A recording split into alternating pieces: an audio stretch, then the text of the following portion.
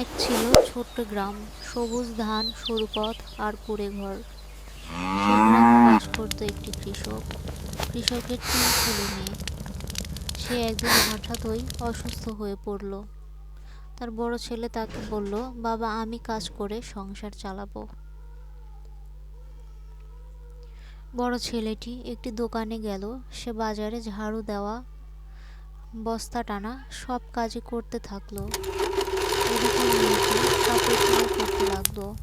গ্রামের সবাই তার থেকে কাপড় সেলাই করে নেয়। ছোট ছেলেটিও সাহায্য করতে চাইতো, কিন্তু সে পারতো না, তাই ভুলে বসে থাকতো না। বাড়ির সব কিছু সে করত। মেয়েটি, 2 সন্তান, সবাই মিলে সংসারের সব কিছু করতে লাগলো এবং সংসার আবার আগের অবস্থায় ফিরে এলো। তাদের আর কোনো দুঃখ থাকলো না।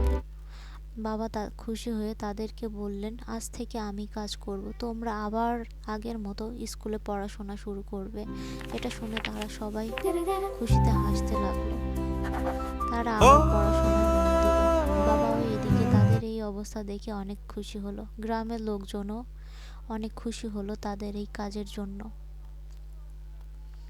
সুতরাং গল্পটি যদি ভালো লেগে থাকে সকলে চ্যানেলটি সাবস্ক্রাইব করে দিবেন। আল্লাহ হাফেজ।